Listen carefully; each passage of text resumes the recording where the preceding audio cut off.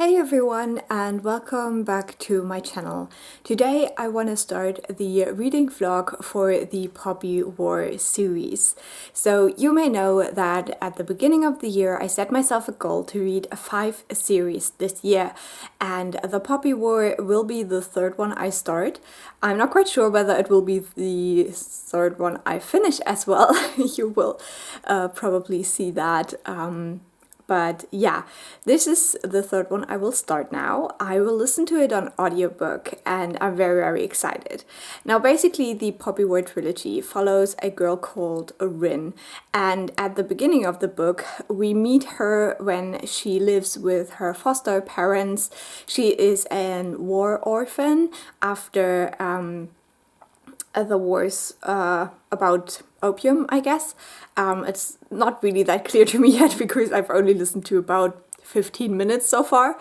But yeah, basically at the beginning of the book we learn that she is supposed to marry a much older man for political and economic reasons. And she really doesn't want to do that, so she takes this test for a very prestigious school or university or something like that, and I think she gets into that, and I think the first half of this first book will be set in that school, and then we will follow her on her further journey throughout the trilogy. So that's what I know, which is not a lot. But I think this is heavily inspired by actual Chinese history and wars that have happened in history. So I think a lot of the very dark, horrible things that will be happening in this book are based in actual historical events. So that makes this series especially harrowing. I think it is considered grimdark, so definitely adult fantasy with a lot of bad, horrible things happening. So if you're interested in this series, keep that in mind. The plan is that I will always update you after 50% of a book and when I finish the book, so I don't talk too much, which I usually do, which I'm already starting to do. So I will talk to you again when I'm 50% through the Poppy War, and I'll let you know how it's going.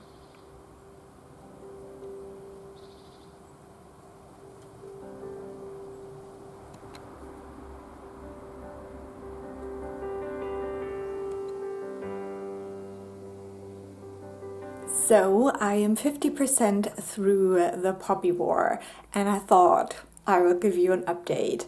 A lot has happened. I feel like when you've heard stuff about this book, you've probably heard that the first half of the first book has kind of a school setting and then it changes. And a lot of people liked the school setting a lot and then didn't like the changes. Honestly, I think for me it's the other way around. I didn't really enjoy the school parts. I thought it was quite boring. It had a very slow start.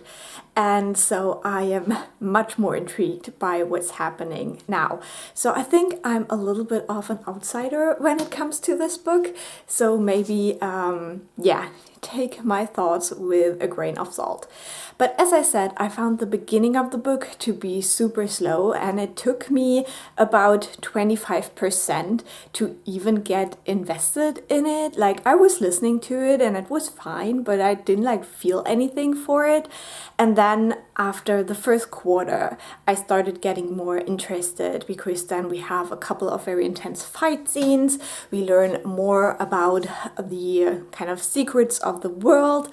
And now, as I said, leaving the school, I think this is the part I'm gonna enjoy more, which makes me hopeful because I think the rest of the series will be much more that than the beginning of this book. But we'll see. So another thing I've heard a lot, and the light is changing a lot today. I'm using natural lighting right now. It's not great. But another thing I heard a lot about this book is that the main character Rin is very unlikable or annoying, that people don't really enjoy her as a character. And I don't see that yet. Something I've also heard a lot is that this is, or could be at least, a villain origin story. And I don't know if this is true. I think it kind of is a little bit of a spoiler if it is true, because yeah, I think people should find that out on their own. But apart from that, I really like Rin. And that might be because I love kind of weird female characters. So I really enjoy stubborn main characters. I really enjoy characters that know what they want and they're not afraid of doing stupid things that still might lead them to their goals. So I enjoy Rin as a character. I wouldn't say that I love her yet, but I see the potential that she will be a character that I love. But I also don't think that she's unlikable or annoying. I think I can really understand why she is the way she is and why she does what she does. So yeah, I don't really see that yet. Apart from that, as I said, we learn a little bit about the mysteries of the world, but I'm excited to see even more of that. And at the halfway point now, you have that kind of switch, and for now it seems to turn more into kind of like a found family situation where Rin kind of stumbles into. So I'm intrigued to see how that works out, if they actually become like a found family or whether this is just another stage in Rin's journey that she will eventually leave behind, just as she did with the school setting. So we'll see about that. I don't know, I think I will go into a couple of more spoilery thoughts. So if you haven't read The Poppy War yet, I would recommend just skipping. I will mark the chapters of the video so you can see when I talk about the second half in a non-spoilery way. So you can skip to that and hear my final thoughts on the book. First off, I think that the whole school thing, as I said, was a little bit boring. The whole beginning is a little bit boring, a little bit like traditional. Yeah, this orphan child getting to a very prestigious school and everyone hates her. Okay. I think I really liked the relationship of Rin and Kitai. I think that he's adorable. He's kind of a know-it-all, but I have a really soft spot for like characters like that. So I did really enjoy seeing that she had at least one friend in the group, and I did enjoy their interactions and stuff like that. So that was fun. And then as another like very important, I guess, schoolmate, we have Najjar, and his character I also enjoyed. I would totally ship them, to be honest, but we'll see. I did really enjoy kind of like their hatred. I think it was like very believable, and I also really liked that other people called Rin out on being obsessed with Najjar in her own way. So yeah, and the first scene that like really got me into this book was the fight between Najjar and Rin. That one was really good and it definitely hooked me, and I wanted to know what was going to happen with these two characters. And then apart from the like, peers, we have the teachers, and I don't really remember their names, but we have the like rude one who does the martial arts training, despise him, and let's just see whether we will see him die. There is potential there.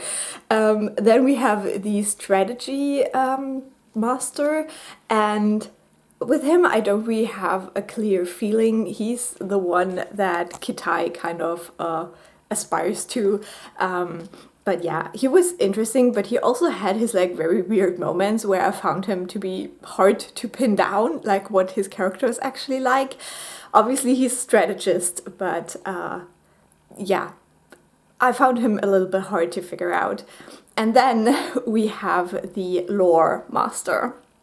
And I had my suspicions, like, from the moment we first hear about the whole gatekeeper thing. I was like, he is the gatekeeper, I know it. So I really love his character. I'm really intrigued to see what happens with him, because at the point where I'm at right now, he's missing. He just unleashed the beasts in the fight in the kind of capital city. As I said, I'm bad with names, I'm sorry. But yeah, and then he's missing basically. But yeah, I'm so intrigued. I'm so intrigued whether he will actually turn into an enemy for Rin, or whether they will kind of find their way together again, because it seems that he and the Empress don't really agree on things, and the Empress just said that he was dealt with. So yeah, I'm just so intrigued. There's definitely potential for like political intrigue now, which we didn't have in the beginning of the book, and I think that's why I found it to be a little bit boring because yeah, you get to know the world a little bit and the lore a little bit, but I need more. And I think in the second half there is the potential to get more. We've also seen the death of this shadow guy, so bad with names.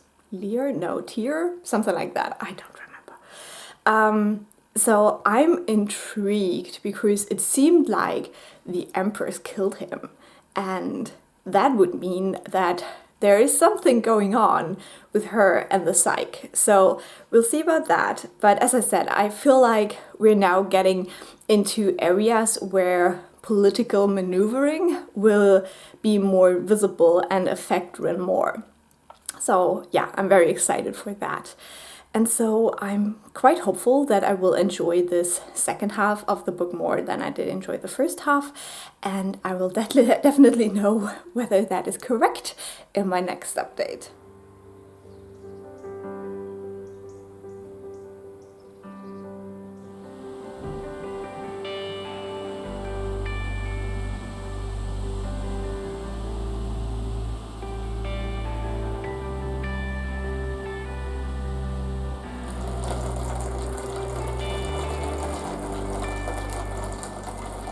Okay, so I'm done with the Poppy War. I don't really know what I think. First of all, I need to complain because my audiobook actually had some extras at the end. So while it told me I still had 30 minutes to go, I was actually at the end of the book and I was not prepared. So that was rude. But it was really interesting. There was a little bit of an interview with the author at the end, so that was fine. I did give this book 4 stars, and I think I feel the same way as I did with Jade City, that this is a weak 4 stars. I can't justify giving it 3.5 stars because I think it's too good of a book for that, but I also didn't really connect to it too much, and I just feel this disconnect, and I was not really excited to pick the book up and stuff like that.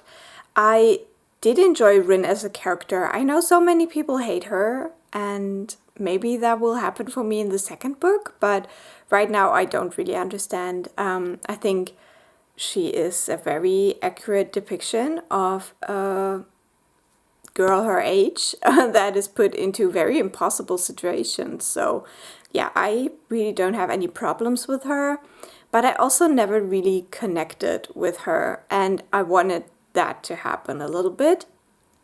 And I think that, yeah, we had some like turns at the end, but none of it was really surprising, unfortunately. And I wasn't really blown away by the ending. I don't know why. Many people made it sound like the ending of this book would be so freaking amazing. And I don't know why. I really don't know. Like, I was hoping for that last half hour to do something, but then it was just extras and an interview. So yeah, I really don't know how I feel. It's just weird. I wanted to love it and I don't, and it makes me angry. So going into a few spoilers, I don't really want to talk about too much, but I think I want to mention a few things. So yeah, if you want, you can just skip ahead and see my non-spoilery thoughts on the second book, just using the chapters. I think the main thing is the whole Rin does what the Phoenix wants, or the other way around, however it works. Basically, the nuclear bomb, I guess, but it wasn't. It was a volcano. I don't know. So I think it's kind of interesting that this is like a retelling of the Second World War time in China, but then it's not. I don't know. I felt like because I've read so many more historical fiction-y things about these topics, like Nanjing or the nuclear bomb and stuff, it feels so weird to me to have that in this fantasy setting and then be something else but still supposed to represent that. And at the one hand, I hear people say that it's so intriguing to them because now they want to learn all about Chinese history, which is great. But on the other hand, it just feels a little bit lazy to me and it lacks the novelty. And yeah, I was just sitting there being like, oh yeah, okay, now the nuclear bomb is a volcano, I guess, whatever, because, you know, it's just something I had already spent cognitive time with, and so getting that in this fantasy setting didn't really do it for me. It really didn't. And same with the Nanjing scenario. The city is obviously called something else, but like all the horrible things that were portrayed actually happened. And you can just read the Wikipedia article about it because, yeah, those things really happened. And I don't know. I know that so many people were shocked by this book and thought it was so brutal, but it like actually happened. I don't know. Maybe I'm just nitpicky, and I knew that going in, but I still feel like this is why it's not working for me, just because I feel this like disconnect, and I feel like the story didn't really surprise me. So I hope this will be much better in the second book, because I don't know anything about China after that. Like, Chinese history is definitely not something I know a lot about. So I think that there might be more surprises now, and it hopefully gets a little bit more political, because right now I also feel like this book doesn't really get a good footing, like what it wants to concentrate on. Like, is this about the gods? Is this about politics? Is this about war politics? Or, you know, is it a character study? I feel like it's a little bit of everything, but I don't get enough of the bits that I like. This is not spoilery at all, I realize right now, but who cares? But that's just an issue that I have, and I hope that the second book will get more political, because that's the stuff I'm actually interested in.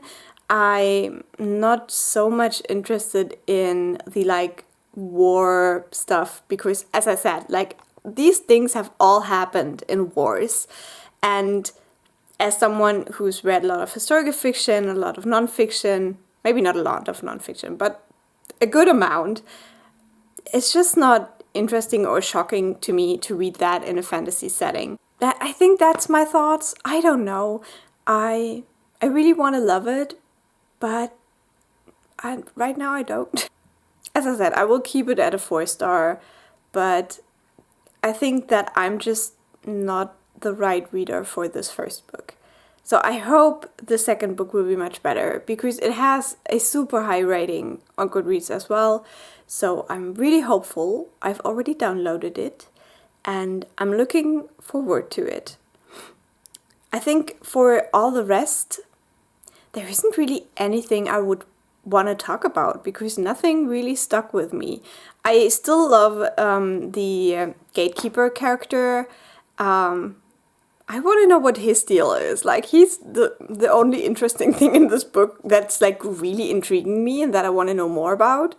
And I think that says everything about me and the Poppy War. So I think I will keep it at that. We'll see how I feel about the second book, and I'll definitely keep you updated.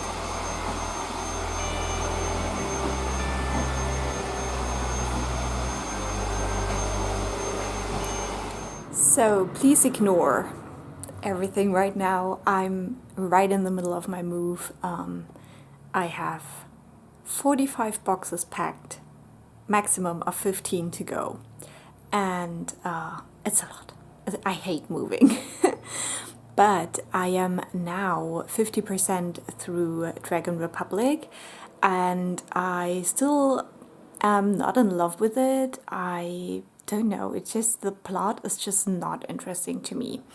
I do enjoy the characters a lot, so I do like Rin. I think I can really feel for her. She's definitely a difficult character, but I enjoy difficult women in books, so that's fine for me.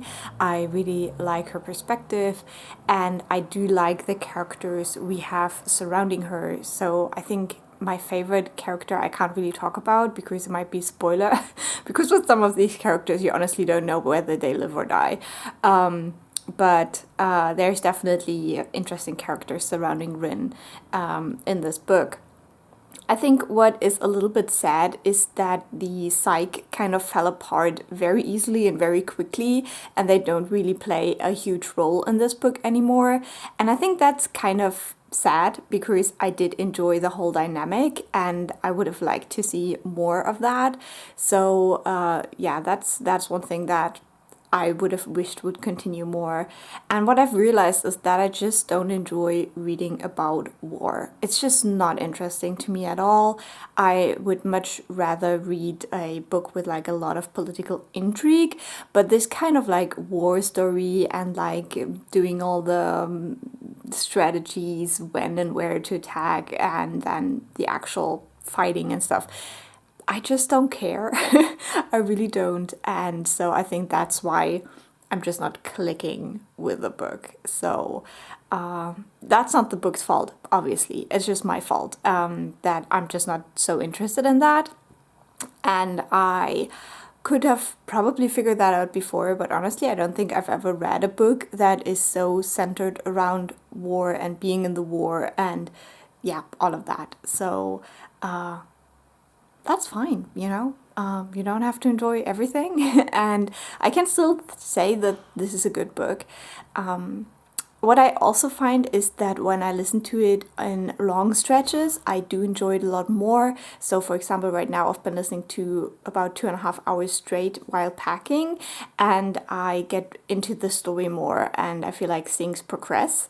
But when I listen to it in like half hour or 55-minute stretches, I feel like I don't really get into it that well. So I think having this to listen to while I pack is a very good idea. Also, I can focus a little bit on other things as well, because as the whole war thing doesn't really intrigue me. So since I only care about what happens to the characters, I think it's totally fine if I just skim over some bits and don't listen so attentively. So that's working out fine. So yeah, I think I will go into some spoilery thoughts now. So if you have read the book, enjoy discussing with me. Let me know your opinions down below. And if you have not read the book yet, then I would recommend just skipping over this part through the chapters to my final spoiler-free thoughts on the book. But basically what happened so far is that we see Rin after, you know, what happened at the end of the first book. Basically, the Muganese Isle was completely destroyed, people killed, stuff like that. And I think this book has an interesting way of now dealing with this pain that Rin is obviously suffering from. Like, she lost her commander, she killed a whole island of people. So yeah, we definitely see her in a lot of pain, and I did enjoy the portrayal of that and the way that without help she's obviously not able to deal with that. And what I found interesting was that, you know, at the beginning we see them kind of in the middle of a mission where they're trying to kill a certain group of people to get support from this pirate queen. And I thought it was a little bit sad that this was just such a side note to the story. Like, they were basically done with it when we started the story.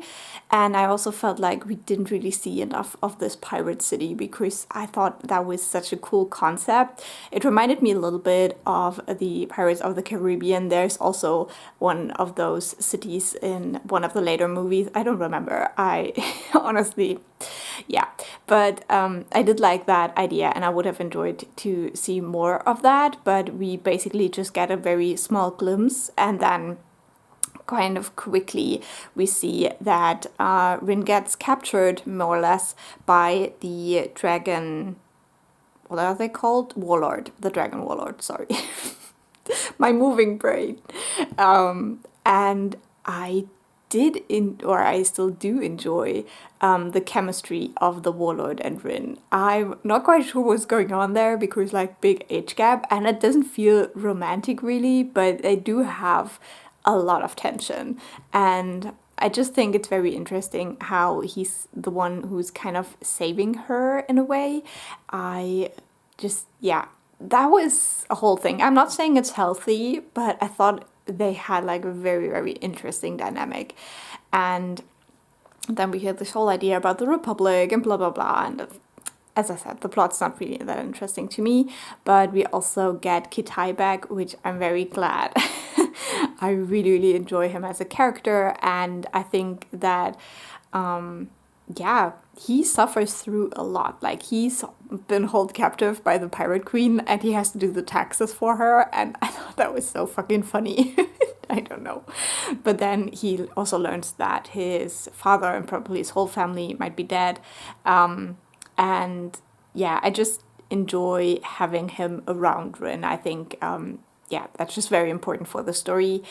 But I'm absolutely in love with Najar. I think it's so interesting, and I really ship them, to be honest. Like, it's not like they do have so much romantic tension in the book, but I wish there was, and maybe there will be. We'll see.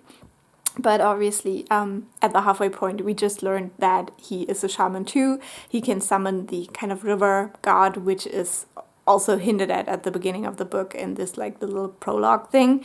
So it's not really that surprising. You can definitely see it coming, but now Rin knows as well. And so I'm intrigued to see where that goes. Right now, he doesn't seem to really want to talk about it with Rin, but yeah. And then we have the whole thing with the Empress. Now, that's where I'm still a little bit undecided, because I do like the Empress whenever we see her, and I would love to know more about her, but I feel like she stays in the shadows. Like, she's this mystic enemy that just comes out very rarely. But the whole scene with Rin and the Empress was very, very interesting. And also the way that whatever his name is, they all sound so similar in the audiobook, so I never know how to say it correctly, so I'm just not gonna say it. If I don't have like a visual how the name is written, it's very hard for me. But you know, the one guy who can get into the plane of the gods, he kind of enters into that fight between Rin and the Empress. And I think it's just so interesting that she seems to be channeling a god that is like super ancient and super powerful, and she actually manages to cut Rin off from the Phoenix. So that was something really unexpected as well. And kind of the solution would be that she has to kill what's his name? Alton? Is that the name?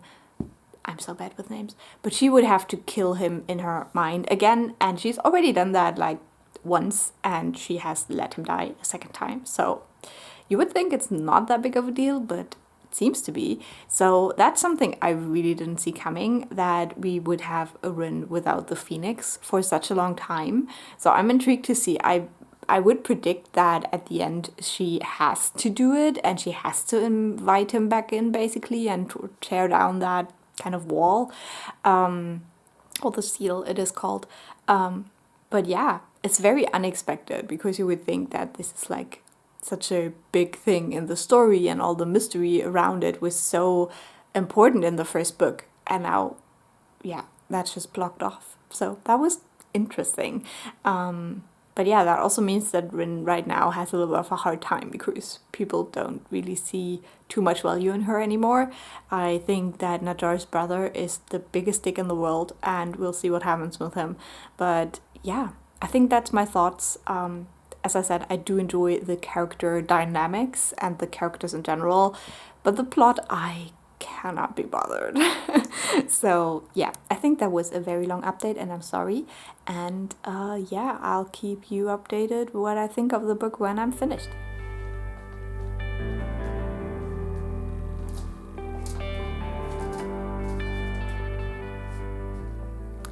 So I'm sweaty, I'm dirty, but I finished The Dragon Republic.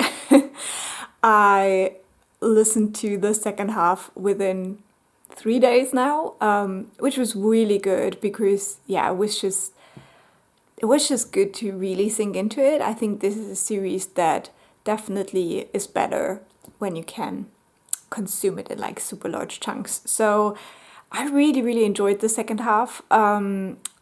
I told you I'm not a fan of the war aspects, so I really like that we get some more of the mythological background, and I did enjoy the character dynamics, the character interactions. I'm not gonna say more for the spoiler-free part, but I definitely really enjoyed the second half, and I was debating giving it 4.5 stars, but I think that is a little bit too much because I think objectively it is better than the first book, but I think it would be more accurate if I gave this one 4 stars and the first book 3.5 stars. It's quite similar to Jade City, where I gave the first book 4 stars as well, but it's like a weak 4 stars, and I think the second book I will give a strong 4 stars now. And yeah, I really enjoyed this, and I'm intrigued to see where it goes now, because obviously there's a lot of back and forth, a lot of intrigue, and a lot of stuff just happening, some backstabbing and stuff, quite literally. So yeah, I'm definitely on board for that, but just all the like running around, fighting battle stuff, it's just not for me. I need my characters to interact. Yeah. I think that's all I can say for the spoiler-free part, because even just mentioning my favorite characters would be spoilers, but definitely good. Definitely a series that, for me, gets better. So I think I will add some spoilery comments. I don't know how much space on my SD card I have right now, so when it cuts me off, it cuts me off. But yeah, I loved the ending. I had no idea how much I needed the hate to love to hate relationship of Rin and Najar. It's amazing. Like the angst, the like moments. Oh, it's so good. I love it. I think this is what hate to love should look like. You know, the hate should never stop. Love it. Absolutely love it. I also love the dynamic with Kitai. Obviously, now he's the anchor or bonded with Rin and stuff. Such a smart move, so we get even more of him. And the stakes are even higher for Rin because everything that happens to her now also happens to him. So I thought that was quite a interesting little snippet, because like Rin doesn't really care for herself, but she cares for her friends. And people say that they don't like Rin, and I love her. I love her to death. That's my food. So I was saying I love Rin, and one of the reasons why I love her so much is because she is very loyal, and she's not always wise with where her loyalties lie, but she does need a lot of betrayal to not be loyal anymore. And I love that about her, because loyalty for me is like the biggest value. And obviously this book shows that it can lead to very bad decisions being made. But you know, every value, every trait, if you take it to the extreme, can be bad. But I think I can really emphasize I don't know. Is that a word? I don't know. With her because of that. Because I think I really understand where she's coming from. And yeah. So I just enjoy Rin so much. Even though I'm like the only person on the planet. But that's fine with me. I do like the difficult woman. So yeah, she's fantastic. Yeah, what else can I say? There was so much going on. I love that we get Venka back. She was an intriguing character in the first book, but we only saw a few glimpses of her, but I thought she was very intriguing. And I think her story arc is quite interesting, but it stays very much in the background for most of the second book as well. But the tides kind of turn, and I think we will see more of her in the last book, which is great. I did enjoy that as well. And as I said, I just really like these characters. I'm intrigued to see where it goes with Najar and his family now, because his mother is scary. Yeah, like religious believers are always so scary to me because they can justify anything with their religion. So that's really scary to me. And also with Wisra, whatever he's called, I'm intrigued to see whether he will be killed at the end. We'll see about that. And yeah, I'm so ready to see what happens with Najjar. I have no idea. But yeah, that's my thoughts. I really love these characters, and I think it's so messy. It's so good. The messiness of the characters really pulls me through this series. But yeah, I think for now, going into the Burning God, I'll probably get some more war stuff. So I'm preparing for some more boredom. I think it will take some time before it gets going again, but I'm excited. I already started the last book now. That will probably take a while again because I'm almost done packing. So, hello from the new flat to this vlog as well. You've got used to seeing me sweaty and crusty, so I hope you don't mind we continue this trend. But I am moving, and that's just, the perfect time to listen to an audiobook. I've reached the 50% mark of The Burning God, and I'm getting very, very fatigued with this series. I really thought that I would have more time to listen to the audiobooks so that I could get through them quite quickly. But it turned out that I lost my earbuds for moving, so I can only ever listen to it when I can hear it out in the open, which has slowed me down quite a lot. I've ordered some new ones and they should be here today. I will try wireless ones for the first time, and I'm really, really scared because this one doesn't try new things. But you don't care about earbuds. So for the book, I'm getting fatigued. I'm getting into my horror October mood. It's the beginning of September, and usually that's when I start slowly transitioning into the darker, creepy reads. So yeah, I'm really looking forward to being done with this series, and I think that's also why I'm not enjoying it as much, but you have heard my thoughts of the previous books, so the trend of me just not being interested in war so much, it definitely continues. There is some interesting things happening in this book, and I think that we get a couple of characters that I wanted to see more of for the first two books, so I'm very glad that we get a little bit more of them now. I'm not gonna spoil who it is, obviously, but it definitely feels like it's moving forward, and we still get all the twists and turns and the betrayals, and there is a lot going on, and I still love Rin as a character. She's so ruthless. She has, she's just a Slytherin at heart, so I love her. But yeah, I feel like sometimes it's just so meandering, and then you kill this person, and then you fight this battle, and then you destroy that war machine thing. It's just, yeah, I'm just not that interested, and I think it would be way better if I could just really sit down and read this in big chunks. But as I said, because I lost my earbuds, I only ever get to listen to it when it's convenient to play it loud. So that's a little bit unfortunate. But yeah, I think this will probably turn out a 4-star in the end as well. I'm very intrigued for the ending now because a lot of people said that it's quite an emotional one, and since I haven't really been invested emotionally at all so far, I'm intrigued to see whether that actually happens.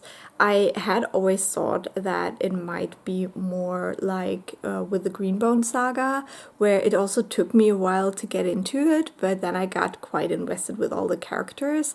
Unfortunately, here it's just not happening. I do like a lot of the dynamics of the characters, but I just don't really care emotionally, if that makes sense. So that's my spoiler-free thoughts. I think I'm gonna go into a few spoilers now, but not too many, because I really don't have a lot to say about this. So if you've read the book, you can watch the spoiler part. If you haven't, just skip over this with the chapters, and yeah, my next update I will be done. So that's exciting. In this book, we definitely have a lot of twists and turns. So, obviously, Rin just got rid of Najah and Viceroy and is now fighting with the Southern Coalition. Soji was a very interesting character. I don't really know how I felt about him. I think that we don't really get too many scenes to really understand him as a character, but I really like the way that things wrapped up. I'm just at the point where he got killed by Rin, so I think the kind of thoughts she had while she did that, the way that he could have been a great leader, but just fate had other plans, I really enjoyed that. But I think for him as a real character, I didn't really see enough. The like scene where he offers Rin to have sex with him was very uncomfortable for me to read. But yeah, I was cleaning my old apartment by that point, and I was just like cringing so hard. But I was uncomfortable cleaning as well, so that made it just even worse. But then obviously they sell Rin out to the Republic, and I really loved that we got to see more of, what's her name? The Empress, the Vipress. I am so intrigued by her character, and it's still a little bit not enough for me that we get to see. I think that whenever she says something, I just crack up. I love her. She is so hilarious. Yeah, I really, really love the Viper's character. And so, yeah, I was really glad that we get her back. And yeah, the whole scene in the mountain where Rin is basically in there for a while, that was so claustrophobic. So if you have like problems with tight spaces, maybe that might not be the greatest scene to read or listen to. But yeah, I was also so glad that we got the gatekeeper back, because I loved him in the first book, and you know, the moment when he unleashes the monsters in the first book, I was like, oh my god, yes, I want to see that. And then he just disappeared, and I was like, no, what are you doing to me? So we get him back, and he has his moment, and now he is like retracted back somewhat. So I'm really intrigued to see what happens with the whole trifecta. I think that's such an interesting part of the story. So yeah, I'm very happy that we have those two, and we'll probably see the Emperor, the Dragon Emperor as well. So that will be interesting, because so far from the flashbacks that we've seen of the trifecta, he doesn't seem like the greatest guy, to be honest. And Zhang is really scared that he's gonna kill him. So how's that gonna turn out? We'll see. I think that a lot of like interesting things are happening, but honestly, is that worth 12 hours? I don't know. But yeah, we also get Kitai back after we lost him for a while, so that was good. I loved seeing a little bit of Najjar, but I hope that we will have some kind of like final thing with Rin and Najjar. I'm here for it. I'm so here for it, you know that. Their dynamic is what's keeping me alive in this series, so yeah. I am intrigued to see what the second half holds now, but I'm also very ready to be done with this series. So wish me luck that I will get my new earbuds and then I will just listen to it every day and be done with it. I'm not that hopeful, so I'll talk to you soon. So I think the lighting is a bit funny. I hope you can forgive me that. But I finally finished The Burning God. It was a very, very long journey and I'm glad I finally made it. I definitely had some more series fatigue in the last half of this last book of the trilogy, but it's done now. I have followed Rin to the end of her journey, and yeah, I'm here to let you know my final thoughts. And overall, yeah, I think this is a very solid series in the sense that I think if you like it, you like it. But I still have my issues with it from start to finish, and they were pretty much the same issues the whole time, so didn't really change anything. So in the end, I gave Burning Gods 4 stars as well, because I think it is a solidly written fantasy book, and I don't think that there's anything super wrong with it. I think that some things could have been done better. But it wasn't my personal taste, and unfortunately that didn't really change, and I feel like the books are just too long. I think they could have been shortened and they wouldn't have felt so much like a chore, I guess. But yeah, it was good. I definitely understand why some people love it. I don't really see why people cry at the end, to be honest. Like, I've heard that some people got really emotional at the end, and I don't really get that. I did love the characters. I talked about that a lot, and that also was true till the end. I think that the character interactions and their dynamics are what I found to be the most interesting, and we get that at the ending as well. There were just a couple of things that really frustrated me at the end. So I think ultimately the book I enjoyed the most was the second book, The Dragon Republic. I think that the ending there was like full of these twists and turns, and I was really into it because we really got into these relationships of the characters. And I feel like with this last book now, there were also kind of like twists and turns, if you want to call it that, but it all felt very tedious, and I was so often at the point where I was like, okay, but that's gonna be the ending now, and then still it wasn't. And so I felt like this book could have had like 10 different endings, but then it always dragged on somehow. So yeah, that's just my overall feelings. So I wouldn't like highly recommend this series, to be honest, because I think there's a lot of readers out there who probably feel the same way, just like a meh feeling about it, as I had.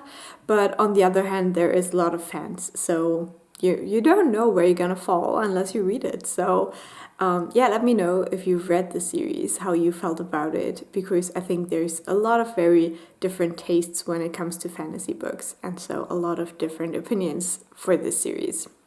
But yeah, I'm gonna go into spoilers one last time now, so if you haven't read this book yet, then yeah, see you soon for another reading vlog. I have 2 more series to read this year, so if you're interested, come back later. And for everyone who has read this book already and wants to know what I thought, I think where I left off is the point where Rin is working with the trifecta, and that comes to a very abrupt ending, and honestly, that was one of the things that frustrated me about the book, because it was so freaking easy.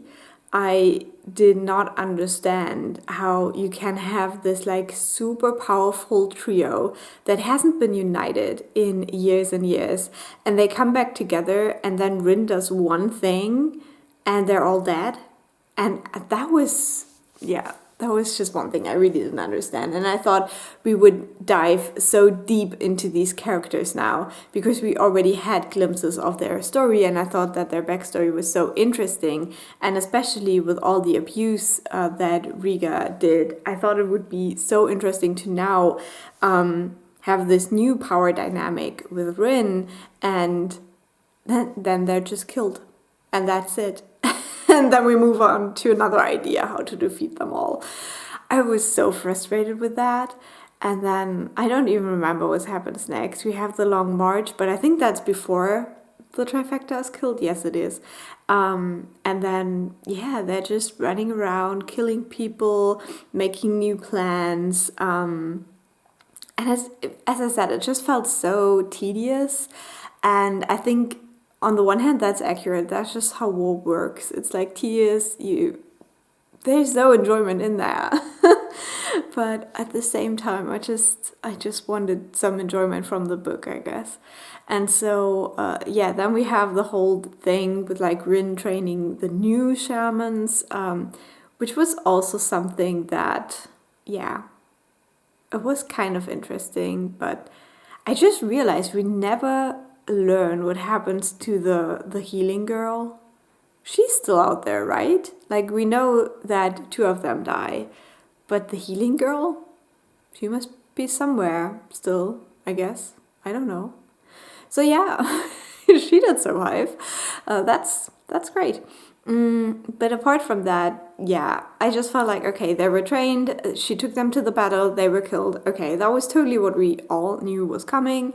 And really, it didn't really matter. Like, they didn't really do anything super useful, except like the one time the guy brought down that wall. Also, the way that whatever her name was, the poison girl, her story was built up so much. Like, when she's first introduced, you already know that she's gonna be important in some way. And then we have the whole she's eating human things. And again, you're like, she's gotta be important at the end. Like, this is not just a random character that pops up. And so the way that she was so fleshed out and then it didn't matter at all, it was so weird. Like, these were just the things that confused me more than anything. And yeah, so we have that whole thing, then they're all dead again. And yeah, the idea of Rin to go to the dragon, I don't know. That was also just a chapter where I had some trouble understanding what's going on. Like, I didn't even understand that the dragon sent the water into the city so that Naja saw what was going on and would go to the dragon. Like, I didn't even understand that. So it was all just confusing as hell. And I mean, I love him. Yeah, he's just such an interesting character, and his dynamic with Rin is so interesting. So I did like that we get to see them, but I just never got the scene that I wanted, you know, after the ending of the Dragon Republic. I had like this very specific like ending scene of the 2 that I wanted to happen, and I just never got that, and I'm still kind of mad about it. I think that could have been so interesting, and instead they were just like super inconsistent. And then finally, after like the poppy fields burning down and whatever all happens, then we finally get to the big ending, and we go to the place where it all started, Spear. And also, yeah, I don't know. I think that people got like super frustrated with Rin at the end there, similar to Kitai. And so I think her switch to the point that she's like, okay, then just kill me, it was also too easy. Like, I do understand the kind of sentiment that she's like, yeah, you have to live, and that's the hard thing, so I just have to die, and that's easy, and I can do that. But there was literally no build-up. Like, she was ready to kill them all, and then she decides like, oh, or maybe just I die. I don't know. I had my trouble with that. I think enjoyment-wise, this was a 3-star series, but like, yeah, skill-wise, I think it is better. But I found this ending to be rather disappointing, to be honest. And maybe 3.5 stars is a more accurate rating for the book. But maybe I was just also very over the series at that point. I don't know. So yeah, those were just some thoughts. I still don't know how I feel about Rin dying at the end. I've heard so many times that this is supposed to envision a character that could be Mao, and I just, yeah, that made the ending quite unexpected because. But yeah, I think I'm gonna stop here because all of my thoughts are just like, I don't know, I'm kind of confused. I don't know how I feel about that, so you don't need to hear that. Let me know what you thought about the whole series. I would love to hear about that. And yeah, leave a like if you enjoyed this video, and I will talk to you soon. Bye!